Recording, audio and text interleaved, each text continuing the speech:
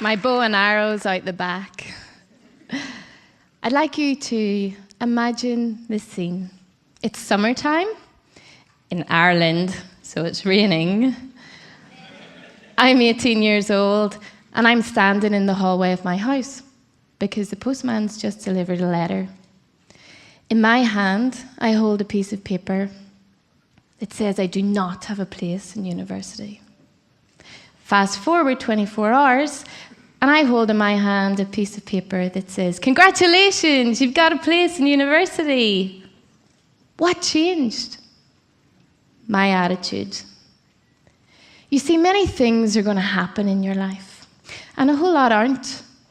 The difference between the two lies in the stories that we tell ourselves. Because whether you believe you can or you believe you can't, you're probably right. Whether you believe you can or you believe you can't, you're probably right. In those situations, people say, think positively. If you believe, you will receive. Focus on your goal.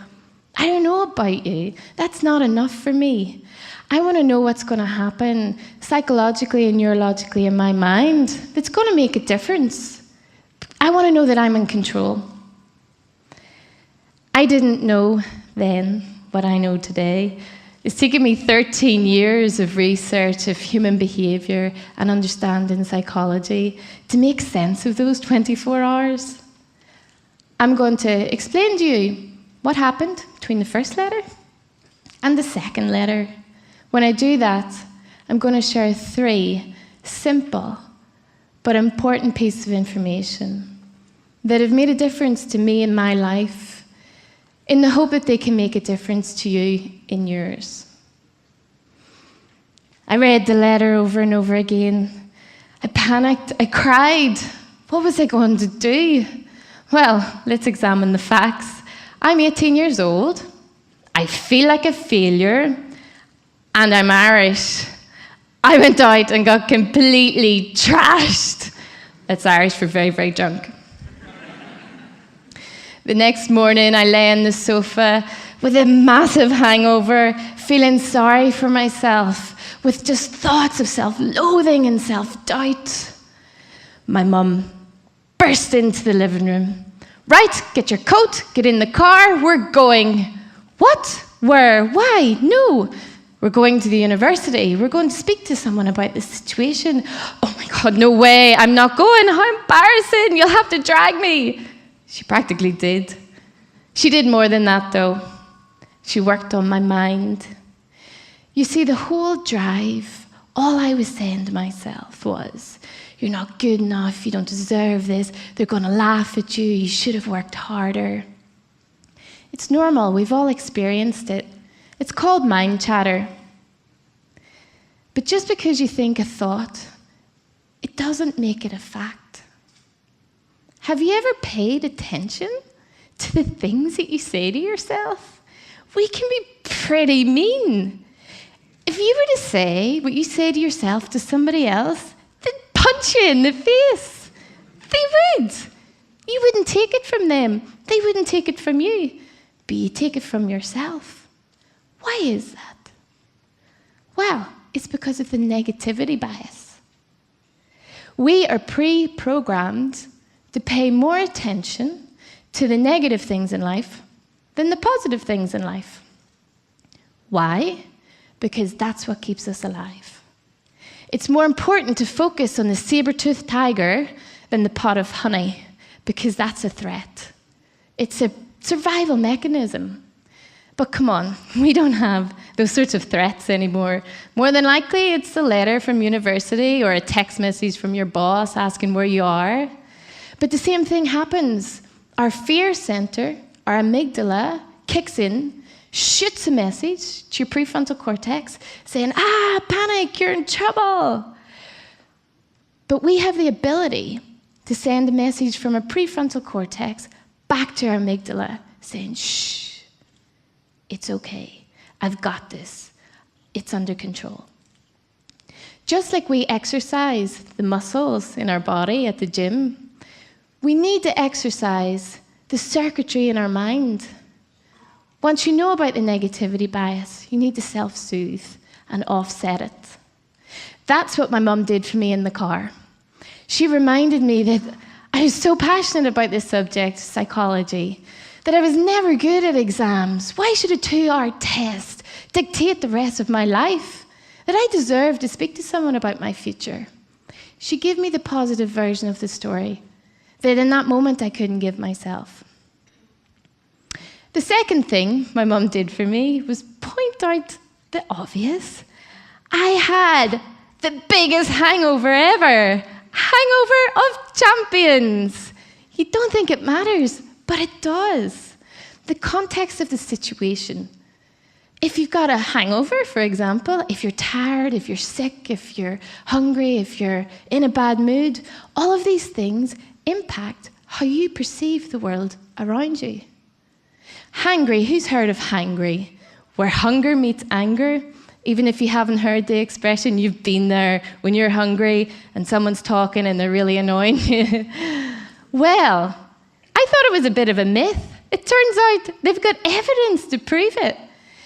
They studied judges as they were assessing applications for parole in Israel. You were significantly more likely to get granted parole, so let out of jail early, if your application had been seen just after the judge had eaten. And significantly least likely to get granted if it was just before they'd eaten when they were hungry.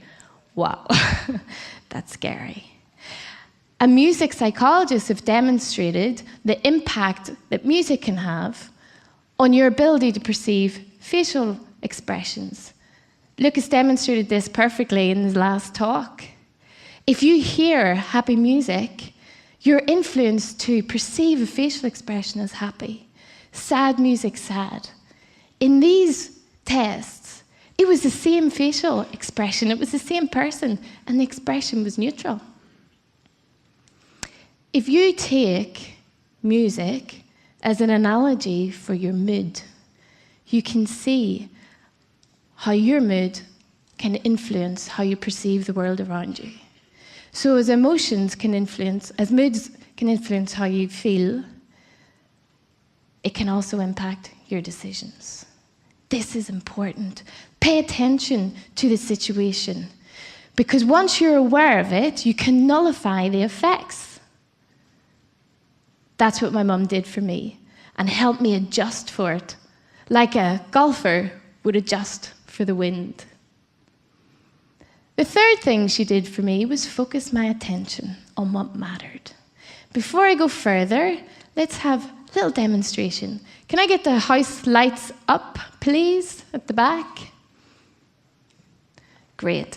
I would like you to look around you. You've got 5 seconds and count as many red things that you can see.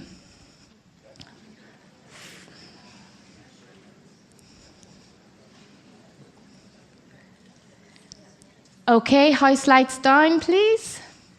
I'd like you all to close your eyes. Close your eyes. Now tell me, how many blue things were there?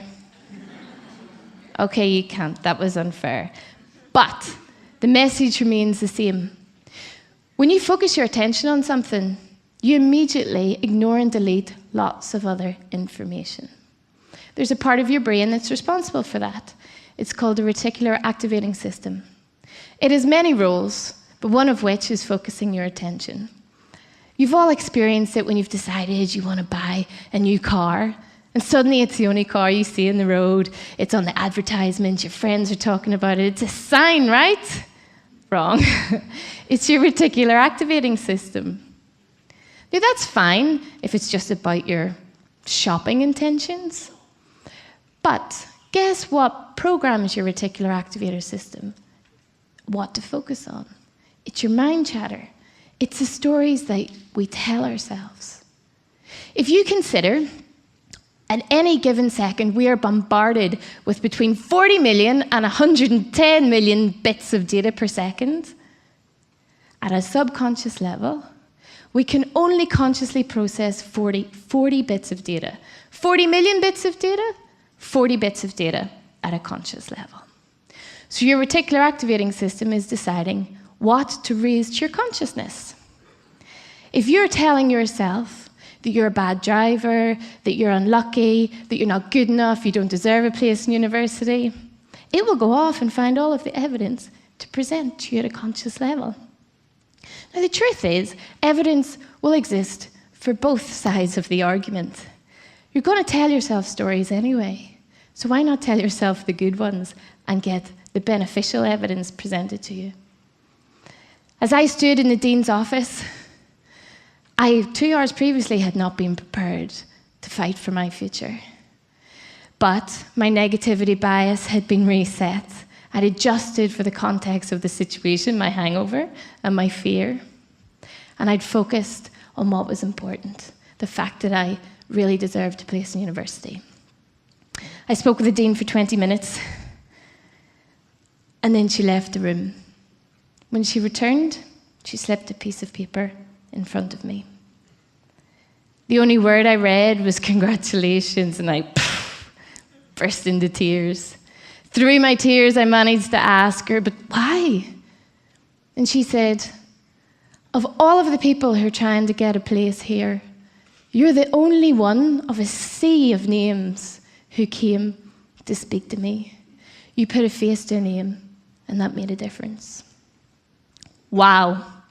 Because if I had have listened to my mind chatter and the stories I was telling myself, I'd still be lying on that sofa with a hangover. I learned many things that day, that just because you think a thought, it doesn't make it a fact. That we control our thoughts don't control us, but we often act like it's the other way around. That if your mind chatter goes unchecked, that it can stop you from doing the things that you want in life. Now, I can't guarantee you that if you apply these 3 things to your thinking, that you'll get everything you want in life. But I can guarantee you that you will at least have the confidence and potentially the bravery to try. Because whether you believe you can or you believe you can't, you're probably right.